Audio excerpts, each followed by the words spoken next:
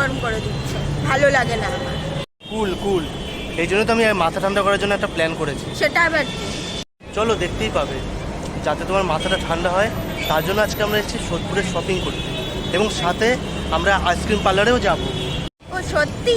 আমার এখন মাথা ঠান্ডা হয়ে গেছে, চলো তাহলে আমরা সেদিকেই যাই। তাহলে চলো যাওয়া যাক। Hello friends, welcome to travel with অভিকোয়েল। পয়লা বৈশাখের আগে আগে আমরা গিয়েছিলাম সোদপুরে শপিং করতে, আর ভেবেছিলাম এই গরমে একটু আইসক্রিম খাবো, তাই দ্য লাভার্স আইসক্রিম পার্লারে গিয়েছিলাম। এই আইসক্রিম পার্লারটা কোথায় সেটা আমরা ডেসক্রিপশন বক্সে শেয়ার করে দেবো।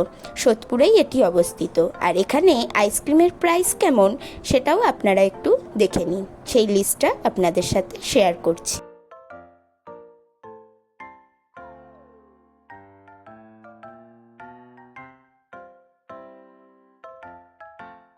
এই গরমে সবার একটা সেরা ঠিকানা হতে পারে এই আইসক্রিম পার্লার।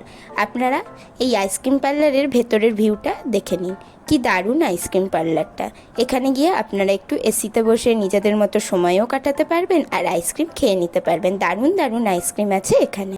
আমরা এখানে নিয়ে নিয়েছিলাম স্ট্রবেরি আর বাটারস্কচের একটা আইসক্রিম।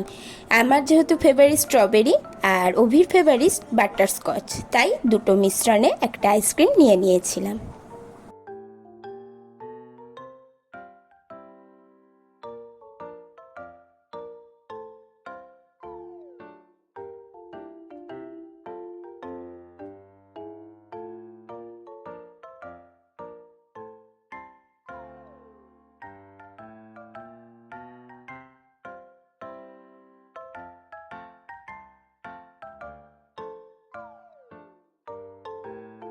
আর নিয়েছিলাম ব্লুবেরির একটা শেক, যেটা খেতে অসাধারণ ছিল।